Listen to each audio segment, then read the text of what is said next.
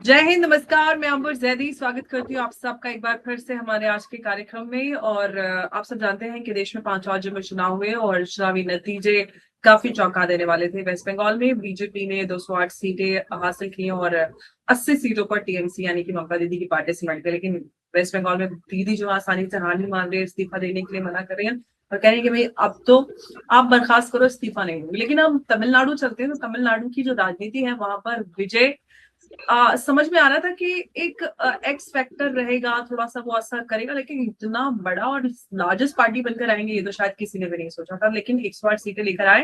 लेकिन अब वहां पर जो है वो अड़ गई है ये कि भाई विजय किसके साथ, सबसे बड़ी पार्टी है लेकिन किसके साथ मिलकर वो सरकार बनाएंगे। उनके पिताजी ने कांग्रेस को प्रस्ताव दिया था, बीजेपी के पास वो जाने की खबरें आ रही हैं। विजय ये क्लेम करेंगे भाई वो सरकार बना रहे हैं, लेकिन कैसे सरकार बनेगी और कई सारी चीजें ऐसी जो थलापति विजय है उनके उससे निकल कर आती हैं जो इतिहास में अम्मा जिनको तमिलनाडु की राजनीति में कहते थे उनसे काफी मेल खाती। तो उन सारी चीजों को समझने की कोशिश करेंगे कि जो कुछ तमिलनाडु में चल रहा है वो किस तरह से भारत की जो राष्ट्रीय राजनीति है, राष्ट्रीय स्तर पर वो किस तरह से प्रभाव इसको पर डालेगी।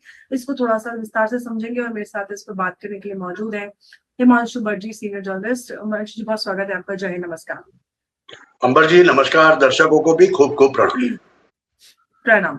हिमांशु जी, सबसे पहले तो हम तमिलनाडु पे ही बात करते हैं। तमिलनाडु में जिस तरह से टीवी के मतलब नाम भी काफी अच्छा है, एक सिंगल लार्जेस्ट पार्टी बनकर आई है, सबसे बड़ी पार्टी बनकर आई है। किसी ने सोचा नहीं था, सोचा था जरूर कि विजय कुछ अच्छे नंबर पर आ जाएंगे, लेकिन इतने बड़े नंबर पर आएंगे तो नहीं सोचा था। कैसे आप देख रहे हैं, अब जाकर जो है ना कहीं पर अड़ गई है। वो क्लेम तो करेंगे भाई वो सरकार बनाने वाले, लेकिन कैसे बनाने वाले हैं, सबसे पहले आप इन सारी चीजों को कैसे देख रहे हैं। प्लस जो हम देख रहे हैं कि हिस्ट्री जो है वो रिपीट हो रही है। मैं आपसे इन सारी चीजों पे थोड़ा सा विस्तार में जानना चाहूँ। ओके अंबर जी, हम बात की शुरुआत करेंगे।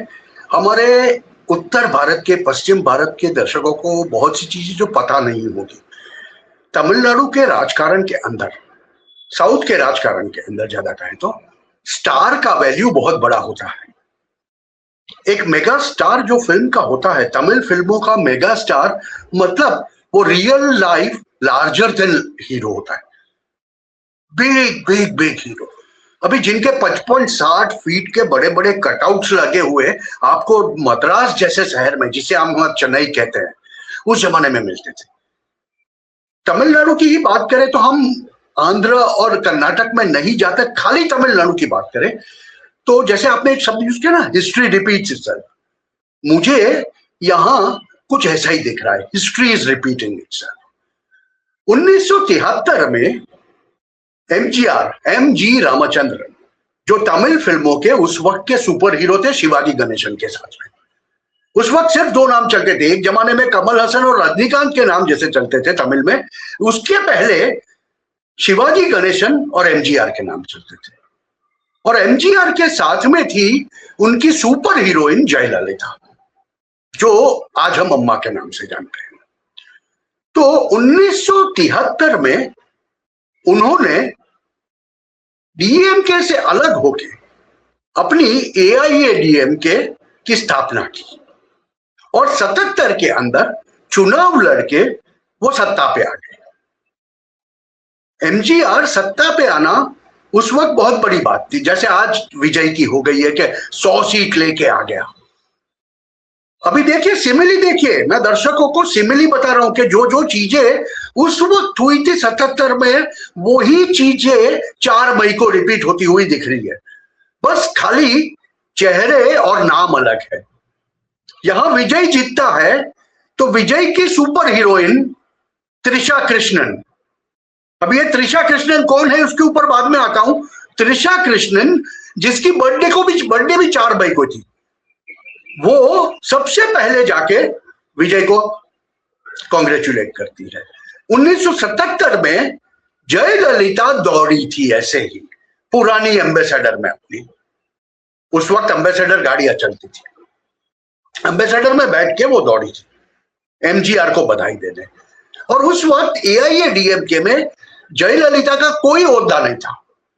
She was not a politician, she was just an actress, वो खाली एक एक्ट्रेस थी। मगर उनको पक्ष की पब्लिसिटी की कामगिरी मिली। उनको एमजीआर ने राज्यसभा में भेजा, इंटर्नशिप करवाई और उसके बाद उनको पार्टी का मेन प्रवक्ता बना दिया। वहीं से उनकी पॉलिटिकल जर्नी शुरू हुई जयललिता की। और उसके बाद हमें पता है कि धीरे धीरे धीरे करके एआईएडीएमके के जो नेता थे, बड़े बड़े नेता, दूसरे नामों की जरूरत नहीं है, मगर उन सबको बुरा लगने वाला लगा कि ये कौन सी दूसरी औरत है जो एमजीआर के बाजू में हमेशा बैठती है और जो हमारी भी मां बन गई, सीधी भाषा में कह तो।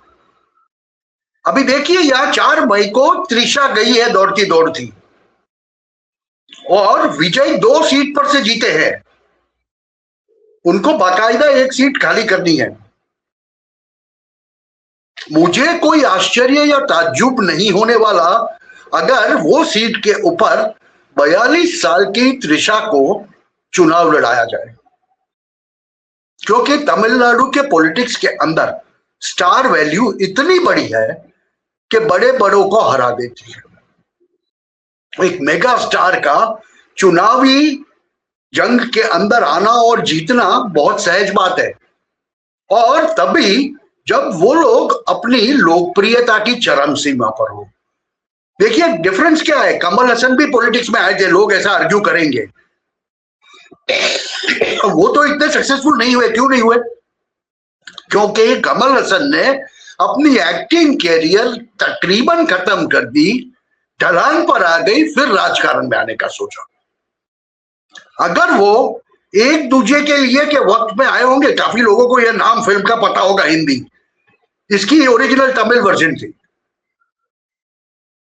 जो रेड रोज करके एक हिंदी फिल्म बनी थी, उसकी भी एक तमिल वर्जन थी ओरिजिनल। वो उनकी लोकप्रियता की चरम सीमा के वक्त जो अगर कमल हसन आए होते तो वो भी शायद चीफ मिनिस्टर बन गए होते। वहां की प्रजा का कोई रुख ऐसा है, पढ़ी लिखी होने के बावजूद एक star value, larger than life figure उनको देखना पसंद है। और इसी वजह से मुझे ताज्जुब नहीं होगा अगर त्रिशा कृष्णन और विजय की जोड़ी तमिलनाडु के ऊपर फिर से राज करे, जैसे एमजीआर और अम्मा जयललिता ने किया। ये तो एमजीआर का निधन हो गया, अम्मा बैठी, और अम्मा के मरने के बाद एआईएडीएमके का विभाजन हो गया, जिसकी वजह से आज ये जो रिजल्ट आया है, एआईएडीएमके को सबसे कम सीटें मिली है। कितनों को पता है कि 234 मेंबर की असेंबली के हाउस में खाली 47 सीटें एआईएडीएमके को, और उनके 100 उम्मीदवारों की डिपॉजिट चली गई है। मतलब के पार्टी का ऐसा हश्र हुआ है, और उसके साथ में उसके साथी पक्षों का भी, जिसमें बीजेपी सम्मिलित है। अभी बीजेपी की बात करूं मैं, वहां पर आज से 2 साल पहले लोकसभा के चुनाव में बीजेपी का वोट शेयर क्या था अंबर जी? 11%। वो लोग थ्रेशोल्ड पे आ गए थे। ये विधानसभा चुनाव में कितना परसेंट वोट मिला बीजेपी को? सिर्फ 3%। अभी मैं परसेंटेज ऑफ वोट पर से आपको दिखाऊंगा कि तमिलनाडु की राजनीति कैसे चल रही है, और उसमें ऐसा स्टार फैक्टर जब आता है तब क्या हश्र होता है। विजय थलपति 34.9% वोट, तकरीबन 35% वोट लेके 108 सीट जीत गया। 50-55 सीट डीएमके की आई, उनका वोट शेयर था 27%, और एआईएडीएमके का वोट शेयर आया तकरीबन 22-23%, 40-45 सीटें आई। तो अब आप देखोगे कि तमिलनाडु की राजनीति में जैसे नॉर्थ के और पश्चिम के काफी राज्यों में कांग्रेस भाजपा होता है, वैसे ही आप देखोगे तमिलनाडु में हमेशा डीएमके एआईएडीएमके के बीच में जंग होता है। और वो ये द्रविडियन पार्टीज किसके ऊपर जंग करती थे? एक एग्जांपल दे दूं आपको, एंटी हिंदू, एंटी हिंदी, हिंदू बाद में आता है, एंटी हिंदी। आज हमारे यहां हर एक राज्य के अंदर केंद्र सरकार द्वारा चालू नवोदय विद्यालय है। तमिलनाडु में नवोदय विद्यालय नहीं आने दिए। क्यों?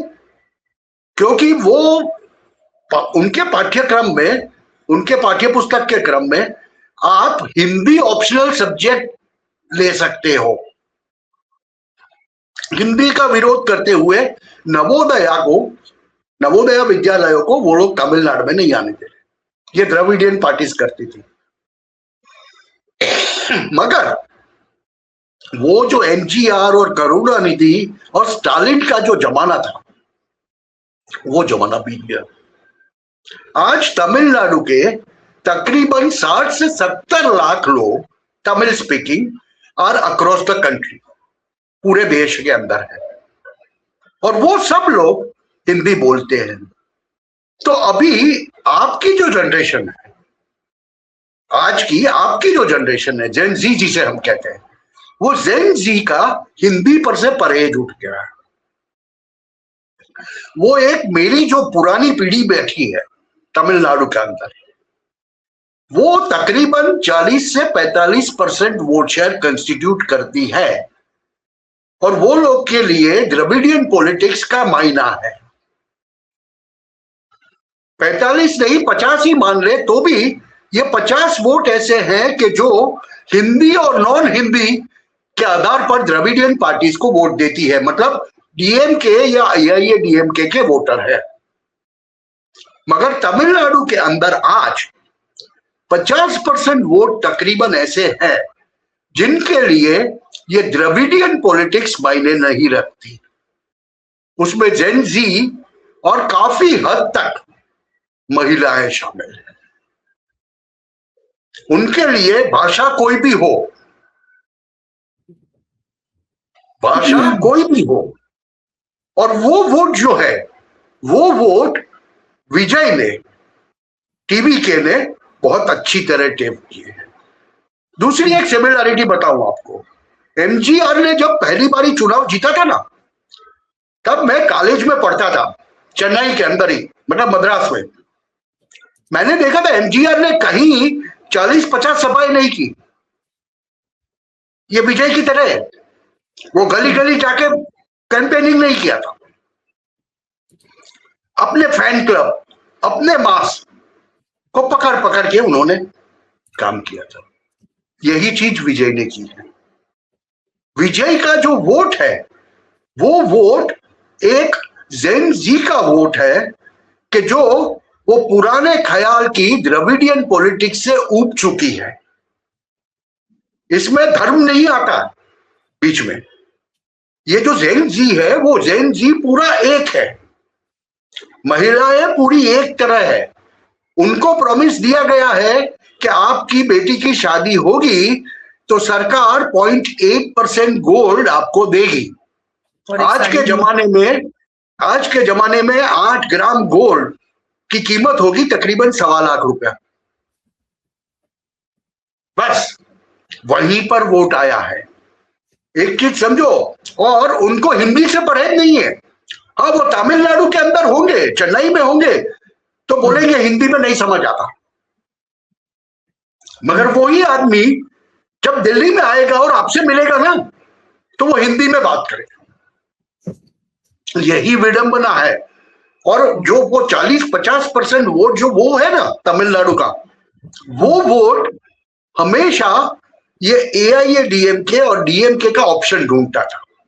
इसीलिए वो वोट तकरीबन 11% तक भाजपा ले गया था। एक फैसिनेशन हो गया था नरेंद्र मोदी की तरफ। मगर ये स्टेट के चुनाव में भाजपा फिर से एआईएडीएमके के साथ में गई। उन्होंने फिर से सेकंड फिडल करने का निर्णय लिया, तो लोगों के पास ऑप्शन बचा था और उसमें उनको दिख गया सुपरस्टार विजय। और एक उन्होंने फिर कहीं ना कहीं अन्नामलाई को पीछे रख के भी मुझे लगता है कि थोड़ा सा गलती, क्योंकि अन्नामलाई जो है वो काफी उन्होंने काम किया था, बहुत लोगों को उन्होंने जोड़ा था, तो ऑफ कोर्स उनके फॉलोअर्स हैं, उनका भी दिल दुखा होगा। देखिए भाजपा के लिए क्या था, भाजपा के लिए भाजपा की नेतागिरी को चुनना था। They wanted to finish an evil called Dravidianism. उसके लिए उन्होंने अपने आप को नंबर 2 नंबर 3 पे बैठाने के लिए कि अभी हम कुछ नहीं बनेंगे, वहां पर चलेगा, मगर इनको पहले खत्म करना है। देखिए एक चीज मैं बताऊं, लोगों को पता नहीं है, 2014 में जब मोदी जी पहली बार पीएम बने थे, तब विजय, ये टीवी के वाला विजय, उनको मिला था। चुनाव के पहले through a common ally, Bhajpa के और टीवी के कॉमन मित्र एक है जो दक्षिण के ही एक राज्य में पार्टनर है, उनके थ्रू भी बातचीत होती रही थी। विजय का जो सेक्युलर फ्रंट देखने में आता है ना, कि द्रविडियन पॉलिटिक्स से हटके खाली सेक्युलर, वो आभारी इसको है। दूसरी तरफ विजय के पिताजी ने सीधी सीधी कांग्रेस से गठबंधन की भी बात की है चुनाव के बाद, मगर चुनाव के पहले एक बड़ी मीटिंग हुई थी कांग्रेस और टीवी के बीच में, जिसमें टीवी के ने सिर्फ एक शर्त रखी थी कि I will be the deputy CM, बस और कुछ नहीं। अगर कांग्रेस मान लेता तो जो बुरा हाल उनका वहां पर हुआ है आज, खाली 5 सीटें, वो नहीं होता। वहां से कांग्रेस के एक जमाने के नंबर 2 आया करते थे, चिदम्बरम, आज भी जीतते हैं। वही डॉक्टर चिदम्बरम ने मना किया था कि नहीं होगा ये। उनको लगा था कि अब टीवी के को कौन वोट देगा, और तमिलनाडु की प्रजा, इतने सारे वोट ले हैं कि किसी ने ही नहीं सोचा था। अब वोट देखिए, टीवी के को 1,70,00,000 वोट मिले हैं, 1,70,00,000। डीएमके इज अबाउट व्हाट 127 और समथिंग, वहीं से पता चल जाता है। और दूसरी बात, ये टीवी के विजय है ना, विजय थलपति सुपरस्टार, वो तो यंग थे ना, आज 51 साल के हैं। उनकी तो एक बड़ी राइवलरी चल रही है उदयनिधि स्टैलिन के साथ में जी। दोनों एक ही वक्त पे तमिल फिल्मों के अंदर आए थे। उदयनिधि स्टैलिन भी सुपरस्टार बनना चाहता था तमिल फिल्मों का, मगर एक्टिंग कैरियर उनकी चली नहीं, और विजय सुपरस्टार बन गया। तो अब वही सुपरस्टार बोल रहा है मैं तुझे पॉलिटिक्स में भी कुछ नहीं रहने दूंगा, तो उन्होंने आके उनकी ये भड़ास निकाल दी। आप देखोगे, अगर समझ लो विजय सत्ता पे आ गया, वहां के राजगद्दी पे बैठा, you will find many of the DMK ministers fleeing to Singapore, अपने पैसे लेके, पैसे सब ट्रांसफर करके वो सिंगापुर जाते हुए नजर आएंगे आपको। क्योंकि सेंथिल बालाजी जैसे, चलो मैं एक नाम भी दे देता हूं, वो तो शायद जीत गए हैं, और he is one who will change parties. तो वही शायद कोई पार्टी तोड़ के या 2 पार्टियों का मर्जर करवा के, या ये डीएमके का मर्जर करवा के सरकार बनाने की कोशिश करें, ये हो सकता है। मगर ये जो विजय है ना, थलपति विजय, उसका कॉन्ट्रास्ट देखिए आप। उसके पिताजी मंदिर जा रहे हैं जी, और तमिलनाडु में 70,000 मंदिर है, 70,000 टेम्पल्स। उसके पिताजी मंदिर जा रहे हैं, वो खुद क्रिश्चियन है, चर्च उसको ओपन बैकिंग है ऑर्थोडॉक्स चर्च का। तो क्या उनके पिता वो क्रिश्चियन नहीं है? क्या वो भी वहां पर ये मिक्सअप चलता है। ओके। वहां पर ये मिक्सअप बहुत आसानी से चलता है। आप देखिए, स्टैलिन की माताजी करुणानिधि की वाइफ घर में पूजा करती है, स्टालिन क्रिश्चियन। और दूसरी बात मुझे तो कहीं ये लग रही है कि ये जो विजय है ना, ये विजय आगे जाके एक डीप स्टेट का बहुत, मतलब बड़ी जो ताकतें है विश्व की, उनका एक बड़ा मोहरा बन के सामने आएगा। उसकी वजह मैं बताऊं आपको। He himself is very rich. Yes. He is personally worth something about 700 crore. आज कहा जाता है कि एक फिल्मों के वो 200 करोड़ लेते हैं। 200 करोड़ के तब एक फिल्म उनकी जाती है। मतलब he earn something about 200 crore from a film. अभी मान लो उन्होंने कहीं ना कहीं से 118 बना ली और सरकार में बैठ गए, तो क्या उनके प्रधान उसको ऐसा नहीं कहेंगे कि आपके पास तो बहुत पैसे हैं, हमें ऐसी मिनिस्ट्री दो जिसमें से हम पैसे बनाएं? क्या नहीं होगा? क्या उसने जो प्रोमिस किए हैं तमिलनाडु के लोगों को वो पूरा करने के लिए उनको पैसे नहीं लगेंगे तमिलनाडु की सरकार में? और एक और बात हिमांशु जी कि पंजाब तो छोड़िए, अब तो सबसे बड़ा जो ड्रग डीलिंग और सारा कुछ होता है वो तमिल और उस तरफ के स्टेट से होता है। देखिए तमिलनाडु जैसे ही विजय की जीत कंफर्म हुई, सारा जो माफिया और सारा होता तो सबके सब इसके समर्थन में भी आ गया ऑलरेडी। वहां पर ड्रग माफिया है ना, they have become an organize functionaries. You will be surprise, आपको ताज्जुब होगा जान के कि आज पंजाब नहीं, गुजरात नहीं, अगर समझ लो भारत के अंदर सबसे ज्यादा ड्रग्स का हेराफेरी होता है तो वो तमिलनाडु से होता है।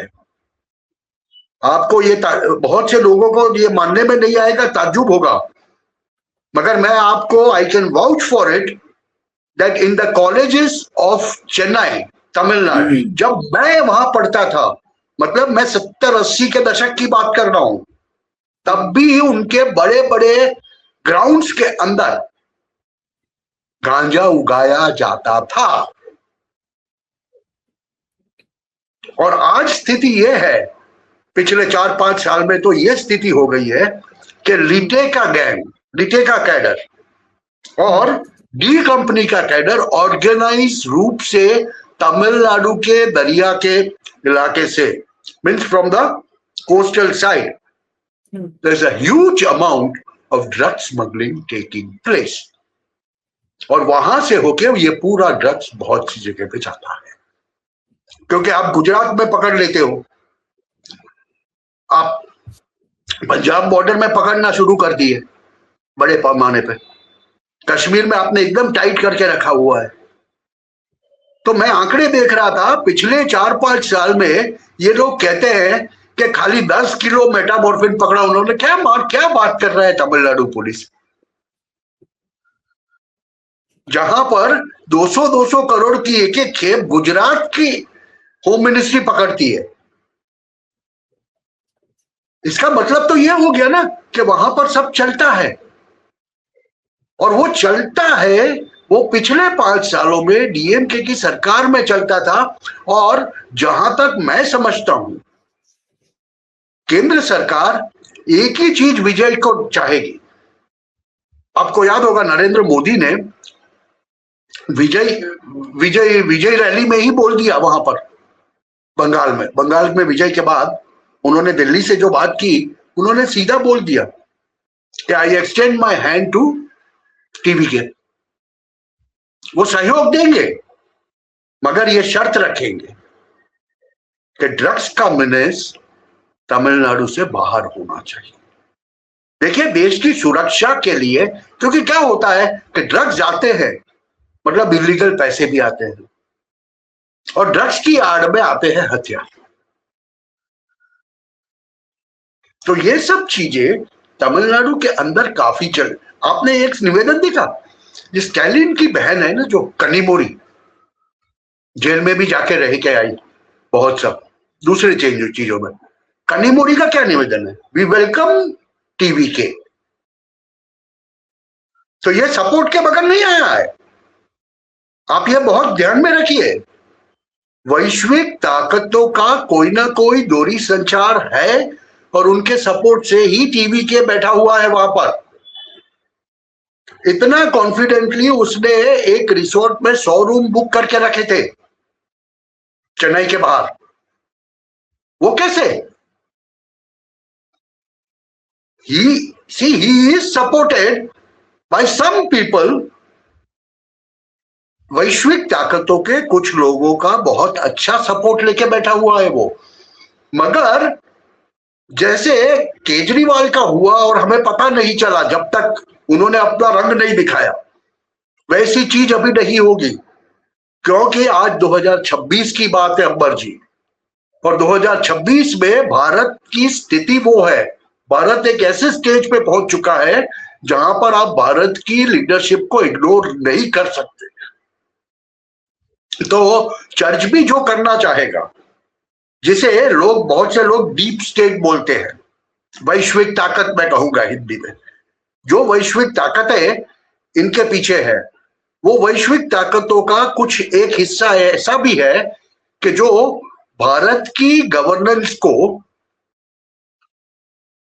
बताए बगैर कुछ नहीं करेगा। रूप में रखने वाली जो बात होती है ना, वो बात है। तो मैं ये मानने को तैयार नहीं हूं कि डीप स्टेट ने एक मोहरा बिठा दिया, नहीं, भारत सरकार के जानते हुए मोहरा बिठाया गया, और ये तभी संभव होगा जब ऊपर से बोला गया होगा, मतलब भारत सरकार की और कोई बहुत बड़े आदमी ने बोला होगा कि ठीक है, अगर ये होने वाला है तो बराबर है। देखिए, विभाजनकारी तत्वों को खत्म करना बहुत पहली बात होती है फेडरल स्ट्रक्चर के अंदर, और तमिलनाडु की पिछले वाली सरकार जो थी वो हमेशा विभाजनकारी बातें करती थी जी। सनातन तो डेंगू है, मलेरिया है, इनको खत्म कर दो। विजय भी बात कर चुके हैं सनातन के अगेंस्ट। कौन? हाँ, विजय। नहीं, सनातन के मगर वो सेक्युलर होके उनके पिता को, बहुत सीधी बात है, वो धर्म से परहेज नहीं करता, नहीं वो ऐसा नहीं कहता। उन्होंने भी सनातन को उल्टा सीधा तो उन्होंने भी बोला है देवी देवताओं को, मुझे नहीं बोला। He will mellow it down. He will mellow it down if he wants to survive. क्योंकि ये क्या है, ये है ना, तू थोड़ा दे मैं थोड़ा लूंगा, गिव एंड टेक होगा यहां पर। जबकि ये लोग पॉइंट ऑफ नो रिटर्न पे आ गए थे, स्टालिन और उनका बेटा। जबकि विजय नया है, उसको सेट होने में वक्त लगेगा अगर वो बैठेगा तो। पहली बात तो ये कि वो बैठेगा कैसे, क्योंकि उनके पास 113 ही है, 8 और 5 13, 118 होने हैं, और ये बाजू बातें चलने लगी है, एआईएडीएमके डीएमके साथ में आके सरकार बनाएंगे, जो मुमकिन नहीं लगता। मगर जहां पैसे की और पावर की बात आती है तो ये लोग कुछ भी कर लेंगे। तो मैंने एक नाम का जिक्र किया यही शो में, वैसे लोग बीच में आके ऐसा भी कुछ कर सकते हैं, नहीं तो उनको भारत छोड़ के भागने का वक्त आ जाएगा। और जहां तमिलनाडु के राजकारण की बात होगी ना अंबर जी, मैं तो बहुत सीधा समझता हूँ, तमिल फिल्म और तमिल राजकारण को कभी अलग नहीं करना। ये बात तो एकदम आप सही कह रहे हैं। और जैसे कि हम बोल रहे थे स्टार्टिंग में, इतिहास खुद को दोहरा रहा है। अम्मा के समय जो हुआ था, आज फिर हम वही सारी चीजें रिपीट होते हुए देख रहे हैं। लेकिन कुल मिलाकर अंत में अगर हम बात करें तो सरकार कैसे बनने वाली है? मैं तो मानता हूं, देखिए विजय क्या करेगा, ही विल प्ले स्मार्ट। और वो क्या करेगा, मैं माइनॉरिटी गवर्नमेंट यही है मेरे पास जो है वो, हाउस में मुद्दे के ऊपर, हर एक मुद्दे के ऊपर कहना है वोट लेना है, वो उस पर छोड़ देगा लोगों के, मतलब लोगों के उस पर छोड़ देगा, कौन सी पार्टी मुझे सपोर्ट करती है, कौन सी नहीं करती। क्योंकि नंबर गेम कुछ ऐसा है ना।